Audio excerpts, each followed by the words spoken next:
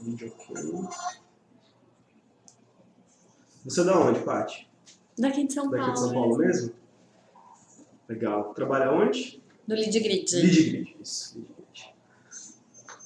Então, vou fazer essa perguntinha só pra gente testar a hora aqui. Você é da onde, Paty? Qual é o seu signo? Pra que time você torce? Qual é a sua cor predileta? Trabalha onde? Do Lead Grid. Boa, funcionou. Legal. Qual é o seu signo? Pra que time você torce? Qual é a sua cor predileta? Pra que time você torce, Paty? O cara é São Paulino. Aê! Oh! Muito bom! Muito bom! Tá, Não, agora fala 6 dezenas aí pra gente. Opa, já que você lá, mandou 0, tão bem. 3. Vai que!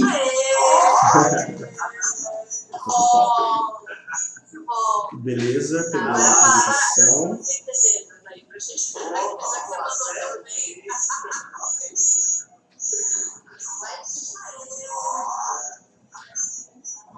Quando a gente fez com o Boost, quando eu tava com fone, não? Acho não.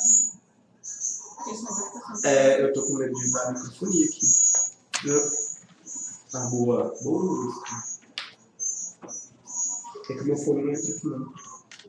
Ou melhor, o meu fone, porque ele é Bluetooth, aí ele rouba o áudio da transmissão. Você viu disso?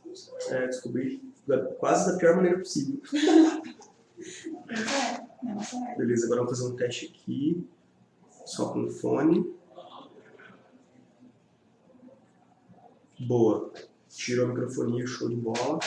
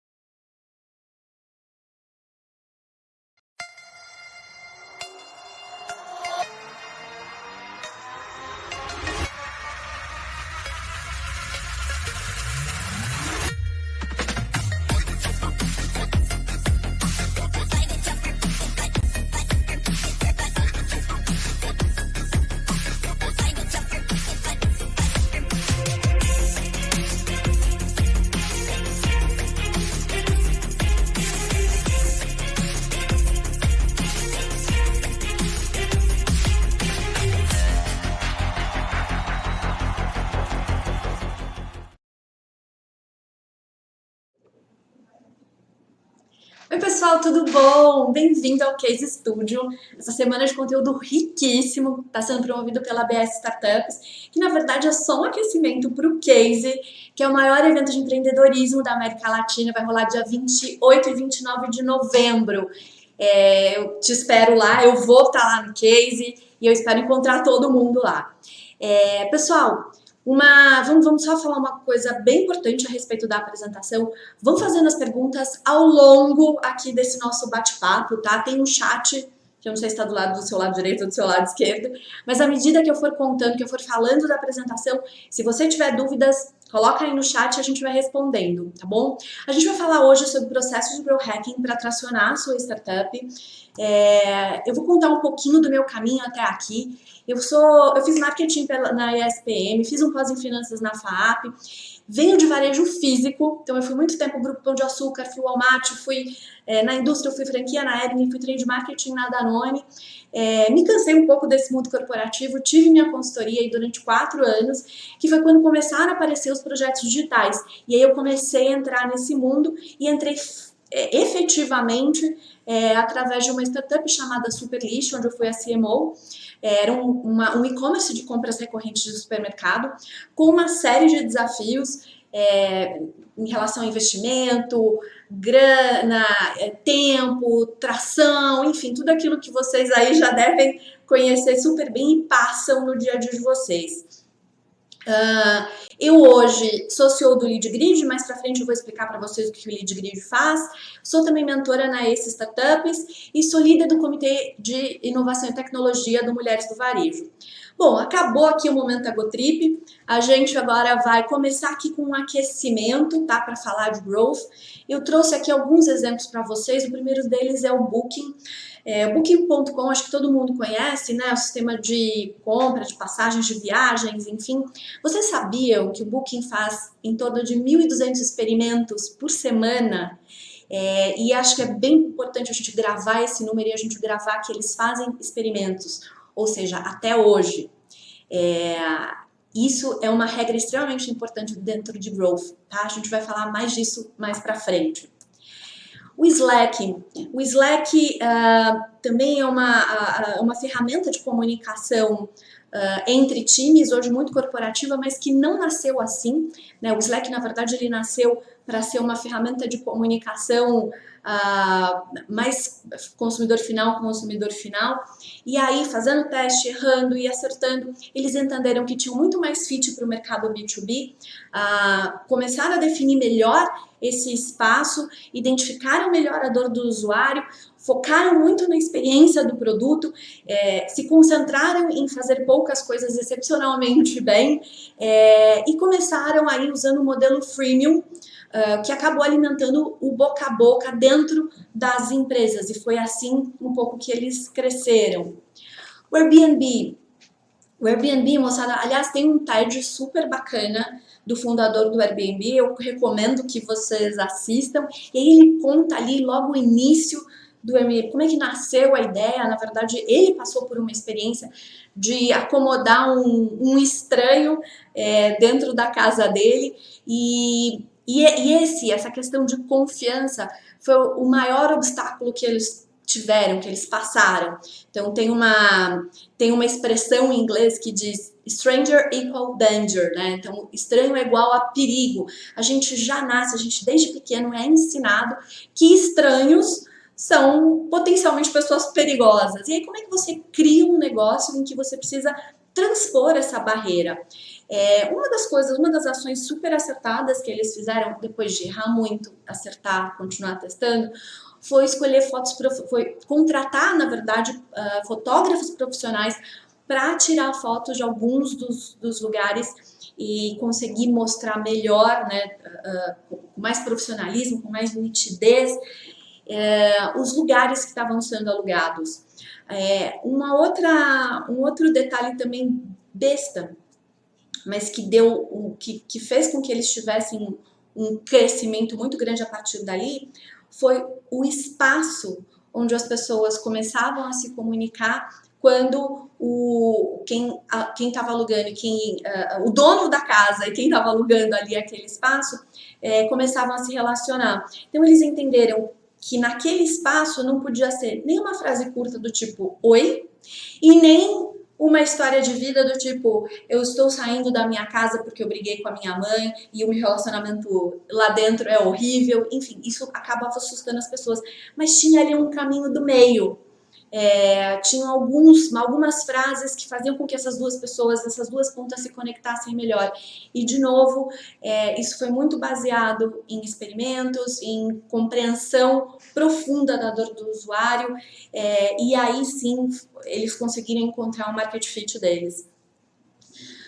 Bom, moçada, isso é só para contar aí alguns cases de mercado, né? Como é que eles, quais foram um pouco dos problemas que eles enfrentaram. E o principal é o seguinte: não dá para a gente entender que isso foi só acerto e erro. Teve muito planejamento por trás de todas essas ações, pelo menos a partir de um determinado tempo. E a minha pergunta para vocês é: quem aqui já começou um plano de ação pela ação? Acho que essa é a parte mais comum, né? A gente esquece do plano e vai direto para a ação. Não pode, moçada. A gente necessariamente tem que ter um plano, tem que ter um começo, meio e um fim. E isso não precisa demorar 2, 3 meses, um ano. Pelo contrário, a gente consegue fazer um planejamento num tempo muito curto. E é isso que eu vou ajudar vocês aqui com esse framework que eu montei. E eu vou contar um pouquinho também para vocês como é que esse framework apareceu. Eu fui diretora de operações de uma agência de marketing digital. O meu time de planejamento sempre reclamava que os planejamentos saíam para cada cliente de um jeito, de um formato, levava um tempo para uns, levava um dia para outros, levava uma semana, e isso acaba não fazendo muito sentido, porque a gente tem passos para serem seguidos quando a gente fala de planejamento. E o primeiro passo, né, e talvez o mais importante de todos, seja ter uma compreensão muito clara, seja descrever muito claramente qual é o desafio que você vai enfrentar naquele momento. Ele não pode ser amplo, se ele for amplo, quebre em vários, tenha vários desafios, mas para cada framework desse você vai enfrentar um deles. Tá? Então, Paty, mas eu tenho 2, 3 aqui que são importantes, ok, faça 2, 3 frameworks para cada um deles. Estabelecido o desafio, você vai listar quais são os seus objetivos quantitativos, quais são os objetivos qualitativos e quais são os resultados-chave, né? Qual é aquele resultado que atingido você entende que a missão foi cumprida, né? 01. É bem isso mesmo. Fazer ali e fazer a descrição dos teus objetivos quanti e quali também é extremamente importante. Então, não é simplesmente qual é o objetivo? O desafio é não estou vendendo, o objetivo é vender mais. Não, vender mais. Em qual categoria de produtos? Em quanto tempo? Atingindo qual mercado? E por aí vai. Passo 1 feito, a gente vai passar para o segundo passo, que é entender, obviamente de uma maneira mais genérica, quem é o teu público-alvo. Então, você está falando com o mercado B2B, você está falando com o mercado B2C, do ponto de vista geográfico, demográfico, psicológico, quais são as características do teu público? Geográfico, desde país, cidade, estado, bairro, não importa, você tem que ter essa definição. Dados demográficos, sexo, idade, renda, escolaridade, esses dados mais genéricos, mas que são importantes para depois a gente afunilar mais essa compreensão. Dados psicológicos, você está falando com quem? Com um decisor? Com um influenciador? A pessoa só compra, mas não usa? Ou não compra, mas usa? Enfim, em que estágio da vida essa pessoa está? Está no começo, ali em época de faculdade? Não. Está no momento de começar a se casar? Está no momento de se aposentar? Todos esses dados são importantes para a gente fazer ali uma definição mais genérica, que é o público-alvo. E aí, por que a gente precisa saber qual é o nosso público-alvo? Porque esses dados que você facilmente encontra na internet vão te ajudar a fazer uma definição do tamanho do seu mercado. Tamanho do ponto de vista de volume e do ponto de vista de valor. Quando você vai fazer pitch para investidor, esse é um dado, é uma informação extremamente importante, porque eles falam o seguinte: será que o mercado que você está tentando, que você quer atingir, é suficientemente grande para a gente crescer realmente, para ter um faturamento que seja expressivo? Então, quanto percentualmente desse mercado você imagina atingir? Tá? Então, de novo, são dados importantes que você consegue na internet e que não precisa de muito tempo para levantar. Compreendidos esses dois passos, a gente vai para o terceiro, que é identificar qual é a fase do funil que você vai atacar nesse momento, qual é a fase do funil de vendas que tem mais problema para te ajudar a resolver o desafio que você estabeleceu lá na frente. Então, é aquisição, é ativação, é retenção, é receita, é indicação. E por que a gente precisa saber exatamente em que parte do funil a gente está? Porque cada uma delas tem a sua estratégia específica, né? Você não vai fazer as mesmas ações, você não vai usar os mesmos recursos para fases diferentes. E a gente vai dar aqui uma série de exemplos para cada uma delas, tá ok? Vamos começar um pouco com a primeira fase, com o topo de funil, que é a de aquisição. E aí eu vou contar um exemplo pelo qual eu passei, por exemplo, quando eu estava na Superlist. Eu tirei o site do zero, a gente não tinha nem nome, o projeto realmente saiu do nada. E quando a gente subiu o site e achou que fosse vender horrores, adivinha, moçada? Vendeu nada, zero, tá? Por quê? Porque a aquisição, ela precisa acontecer antes da venda, né? Ela não acontece em conjunto, não, ela acontece antes, bem antes. E aí a gente fez uma série de tentativas. Eu investi em influenciador de Instagram, eu dei R$40 de desconto na primeira compra, depois eu splitei para um programa de indicação, então um ganhava 20, o outro lado ganhava mais 20, fiz parceria com RH de empresas grandes, nesse caso, por exemplo, com a Klabin, a gente dava entrevista para todo mundo, enfim, e nada disso funcionava. E aí eu pensei, eu sou varejista, que eu sei fazer a promoção, e a promoção que eu vou fazer. Só que adianta você fazer promoção se ninguém te conhece? Também não adianta. E aí, moçada, o que eu fazia? Nessa época, a minha grana já estava mais curta, então também não dava para fazer grandes demarcações de produto. Então eu pegava um produto e demarcava, fazia a promoção durante 2 dias. Um produto segunda e terça, o outro produto quinta e sexta. E aí eu comecei a entrar em grupos de Facebook correlacionados àqueles produtos, um dia antes com uma pessoa física, e contava como se aquilo fosse o segredo revelado mais importante do mundo, né? Falei, moçada, tudo bem? Vocês estão sabendo que amanhã vai sair uma promoção de fraldas na Superlist a R$ 29,90? E aí começava o burburinho, as pessoas me perguntavam se eu era confiável, eu falava, sim, é super confiável, pode ficar tranquila. Uma amiga minha já comprou, chegou direitinho, porque eu também não podia dizer que tinha uma questão de reputação, de autoridade, de confiança, né? Se eu dissesse que eu era a pessoa que trabalhava lá, então foi a saída que eu encontrei. E aí no dia seguinte eu colocava o link da oferta dentro do grupo, e aí tinha ainda mais uma surpresa, sempre com um valor abaixo daquele que eu tinha contado para elas no dia anterior. E isso começava a gerar um burburinho, e foi assim que a gente começou a tracionar a Superlist. Para vocês terem uma noção de valores, de quantidades, a gente fazia antes disso 2, 3 pedidos por dia. Essa promoção, por exemplo, a gente conseguiu fazer 300 pedidos em 2 dias. Então foi algo que deu bastante resultado. Aí aqui tem uma telinha, né, de alguns dos resultados, enfim, todas as setinhas verdes para cima.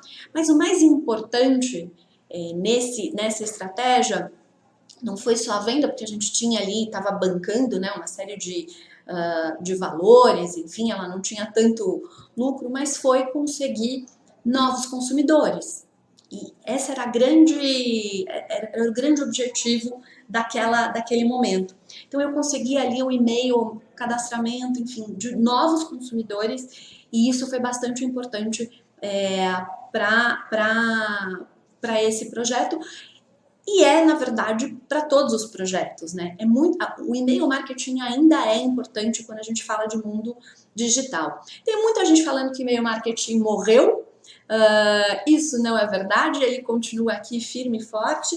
E aí eu vou contar um pouquinho do que é o Lead Grid e como é que a gente funciona exatamente por conta disso.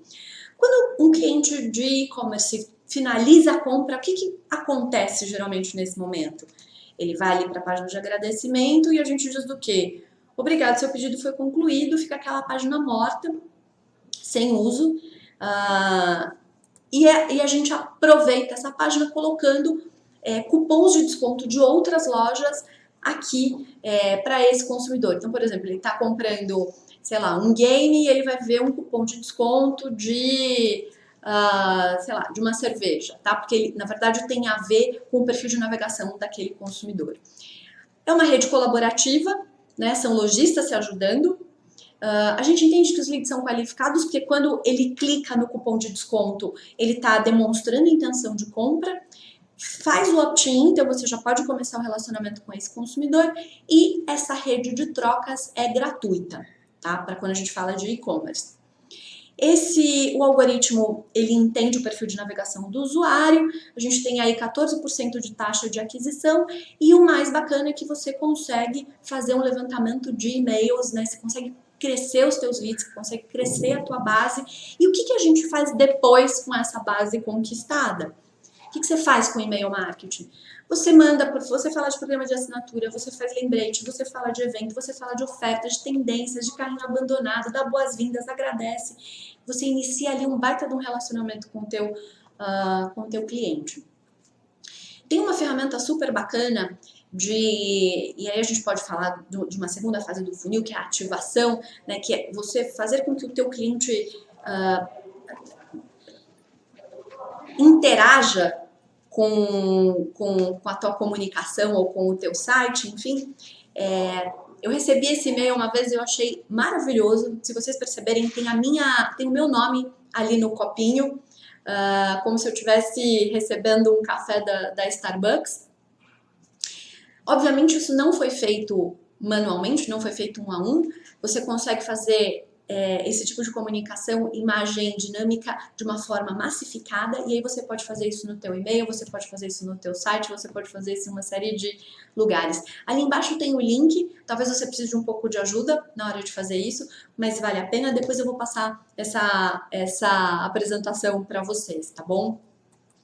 Uma outra ferramenta super importante para a gente entender se a ativação do site está funcionando ou não é o Hotjar.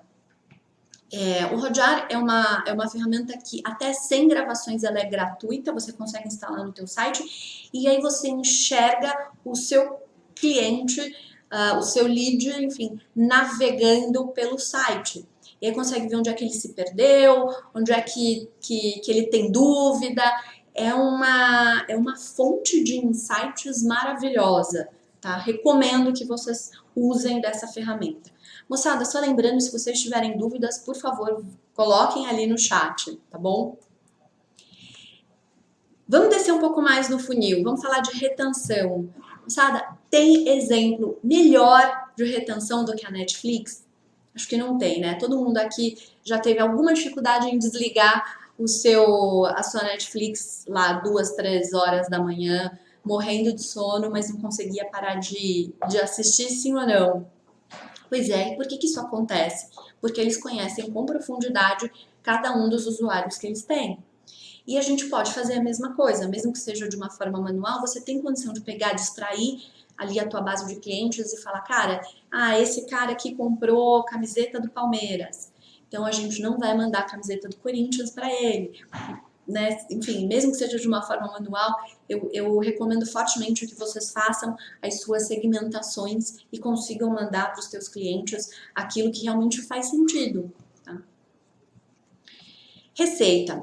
Aqui também tem um outro exemplo que eu gosto muito, de uma loja nacional de óculos escuros chamada LBA.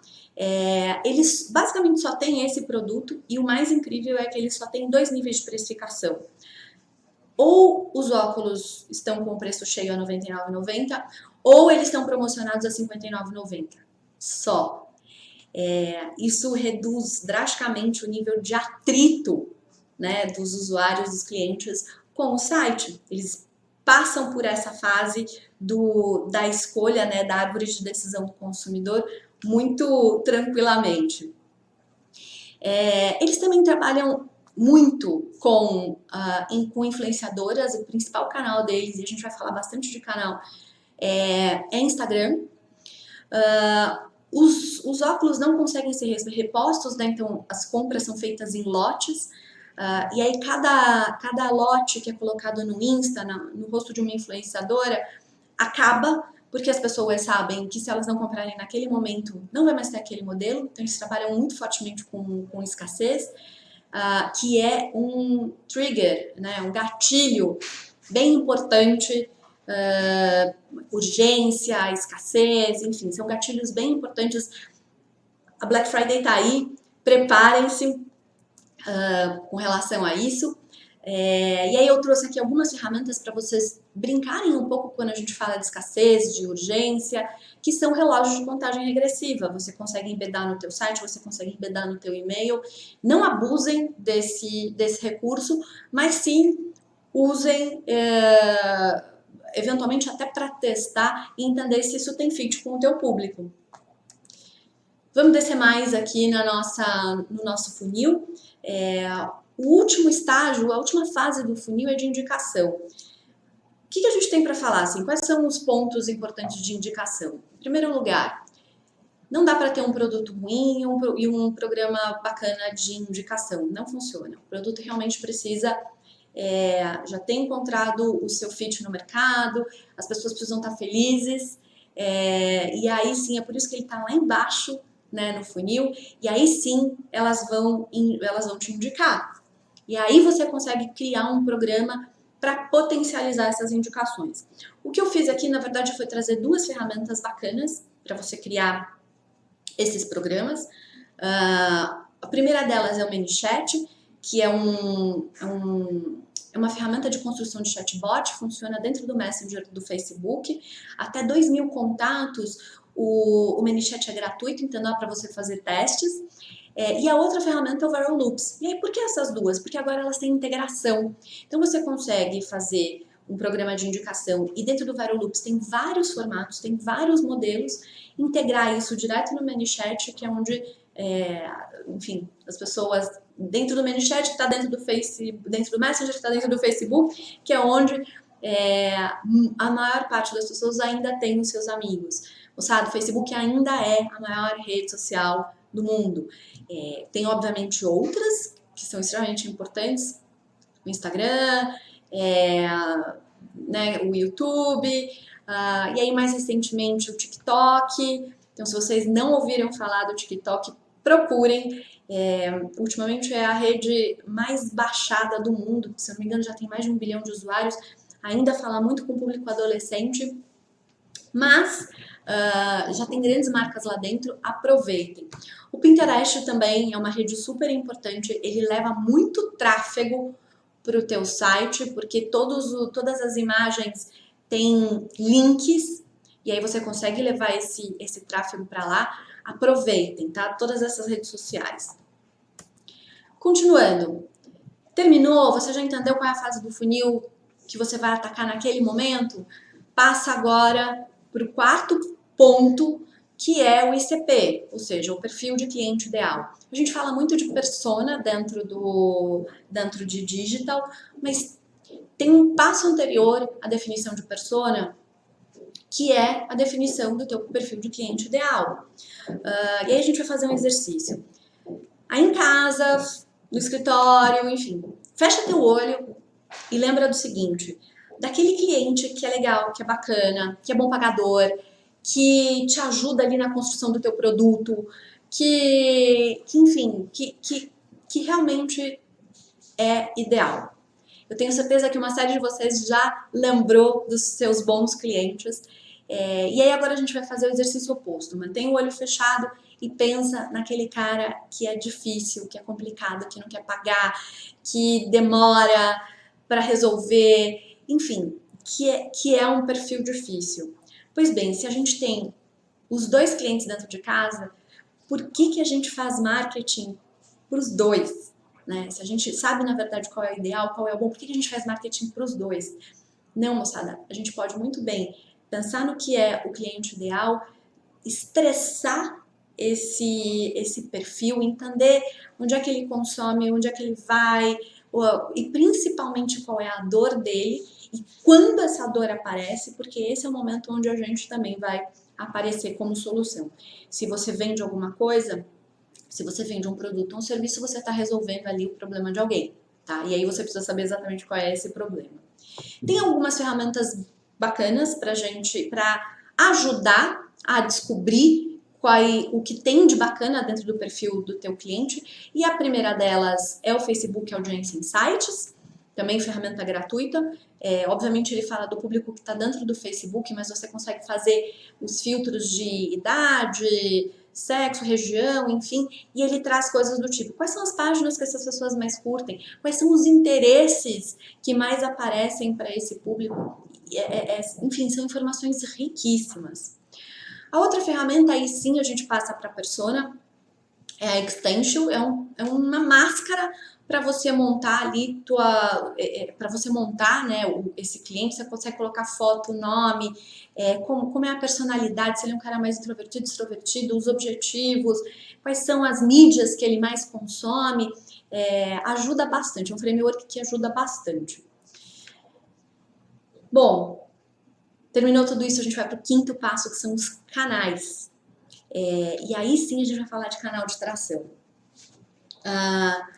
Nesse exercício, que a gente chama de Bullseye, que aparece no livro Traction, e aí eu recomendo que vocês baixem, aqui inclusive tem o link para vocês baixarem o Traction, ele fala de dos grandes 19 canais de tração para qualquer negócio. Tem canais que são físicos, tem canais que são digitais.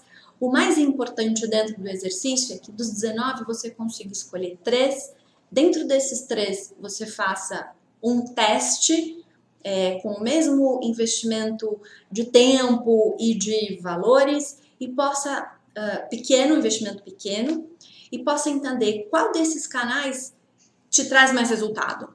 E aí, entendendo qual deles te traz mais resultado, mergulha nesse canal. Estressa até o fim, né? Usa esse canal até ele secar. Por que a gente faz isso? Se você estiver numa empresa maior, com mais recursos, obviamente você não vai usar um canal só, você vai usar vários. Mas quando a gente fala de startup, quando a gente fala de uma verba que é super, quando ela existe, ela é super curta, é importante que você consiga colocar ali grana realmente e esforço no canal que mais vai te tracionar, tá? Bom, moçada, depois que a gente sabe exatamente para onde a gente vai, qual é o público-alvo, qual é a dor do nosso cliente, qual é a fase do funil que a gente vai atacar, qual é o canal que a gente escolheu para tracionar, fazer a listagem das ações fica muito mais fácil. Ainda assim, se for difícil, o que a gente faz? Normalmente as pessoas usam o brainstorming como um recurso, uma ferramenta de geração de ideias. Eu particularmente não gosto do brainstorming porque ele é muito aberto e é muito difícil você fechar e realmente conseguir sair de lá com uma listagem mais palpável. E aí a minha indicação é que a gente use uma outra técnica chamada brainwriting, que é mais estruturada. Você vai precisar aí de 5, 6 pessoas, e aí a escolha dessas pessoas é extremamente importante. A gente tem pessoas de perfis diferentes, uma que seja mais técnica, outra que seja mais criativa. Coloquem essas pessoas dentro da mesma sala, uma folhinha de papel para cada uma, marca lá 5 minutos, em 5 minutos cada uma vai ter que escrever 3 ideias, passaram os 5 minutos, vira a folhinha para o lado, né, gira, e aí tem que escrever mais 3 ideias diferentes das 3 anteriores, e aí vai até rodar todo mundo, sempre de 5 em 5 minutos. Você vai ter uma listagem maravilhosa de boas ideias ali. Faz um filtro, e aí a gente vai para uma outra etapa, porque, né, você vai falar, não, Paty, mas como é que eu faço, né? Com mais de 100 ideias, por onde eu começo? Aí a gente vai para uma planilha de priorização, tá? Fazendo exatamente o quê? Colocando notas do ponto de vista de impacto que aquela ideia vai ter no resultado, confiança de que aquela ideia vai dar certo e facilidade de execução. Tira a média, fica muito mais fácil de saber por onde você deve começar e quais são as ideias que vão ficar mais para frente.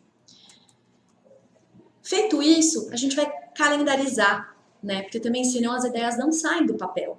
E aí a gente vai fazer uma calendarização, de novo, a minha sugestão é que essa calendarização seja para 3 meses, né? Então, cada uma das ideias precisa entender qual é o recurso necessário, como é que vai começar, quem vai fazer, e aí você coloca dia por dia qual é o passo a passo para ela sair do papel.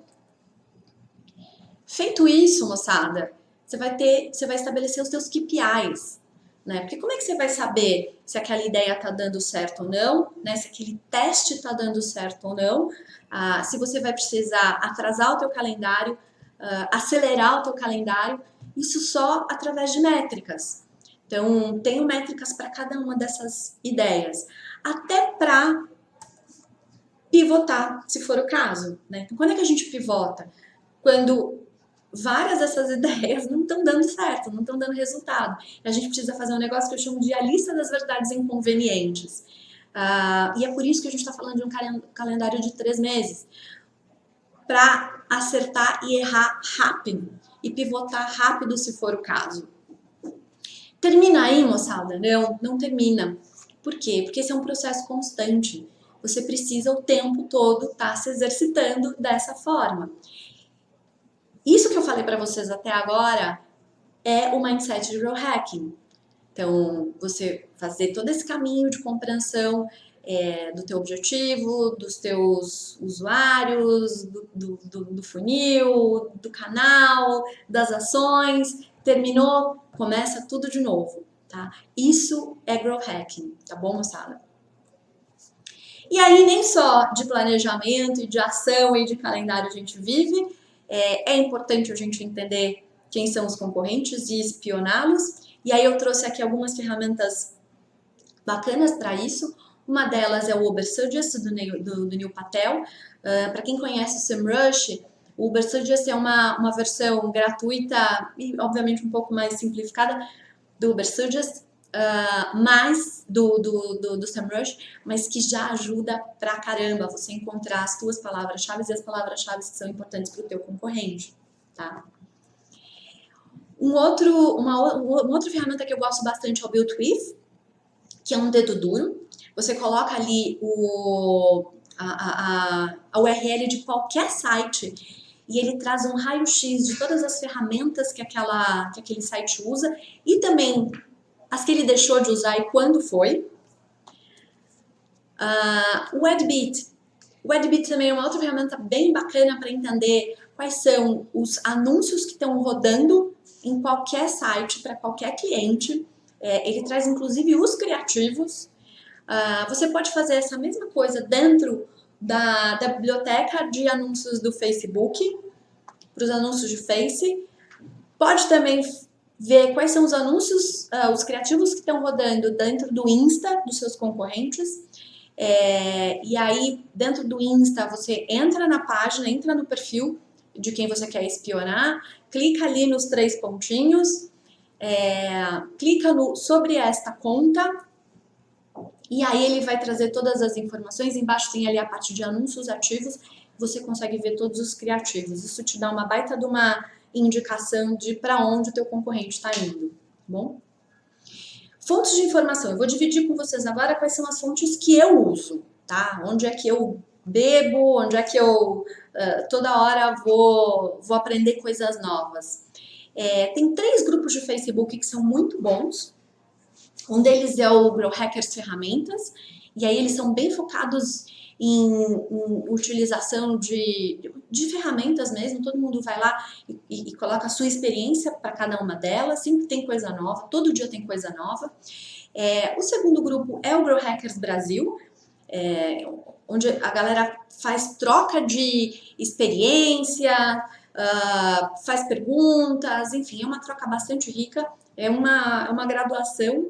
E o terceiro deles é o Banff, que depois mudou agora para o grupo do Josh Fetcher, que também é um grupo em inglês. É um grupo mais difícil de entrar, mas eu sugiro que vocês façam um esforço e consigam, porque vale muito a pena. Podcasts. Quem é que gosta de podcasts? Eu tenho 3 que são os meus prediletos. Um deles é o Like a Boss, que quem faz é o Rodrigo Dantas da Vindi. O outro é o Astela, que é um fundo de investimento liderado pelo Edson Rigonati. E o terceiro é o Founder, que é australiano, precisa se acostumar um pouquinho com o sotaque, mas todos eles fazem entrevistas com empreendedores que contam principalmente os perrengues pelos quais eles passaram, porque na verdade essa é a parte mais importante, né, moçada? A gente quer aí recursos e saídas para as partes mais difíceis, e isso vocês vão ouvir aqui. Tem o StackShare também, que é um outro site que eu gosto bastante. Eles trazem ali quais são as ferramentas que as grandes startups usam. Então vale a pena dar uma olhada de vez em quando e fazer ali alguns testes para ferramentas que podem te ajudar no dia a dia.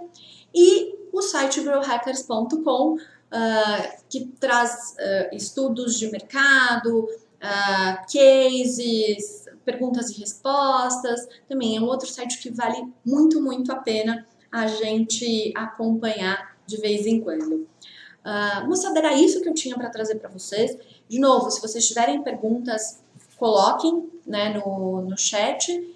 E é isso. A ideia é a gente... Vamos responder? Tem bastante coisa? Tem. Vamos lá.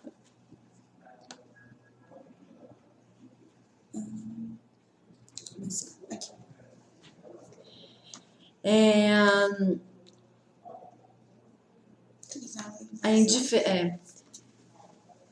O Dantas está me perguntando qual é a diferença entre um e-mail marketing e um de vendas.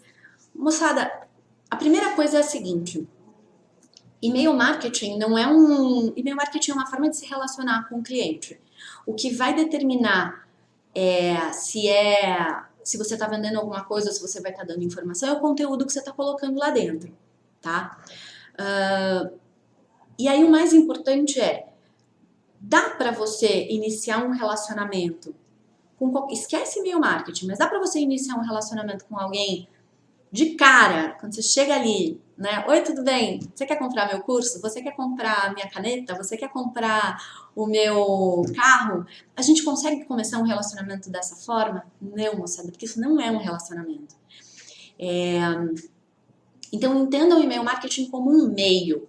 Um meio, né, de você se conectar com pessoas. Porque, moçada, tenham também isso sempre em mente. Do lado de lá do Wi-Fi é um ser humano, tá? Com todas as dores, as reações, enfim. Então, o que eu te diria é isso. Na verdade, e-mail marketing é um meio. Se ele é de venda ou se ele é um informativo, depende do conteúdo que você está colocando, tá?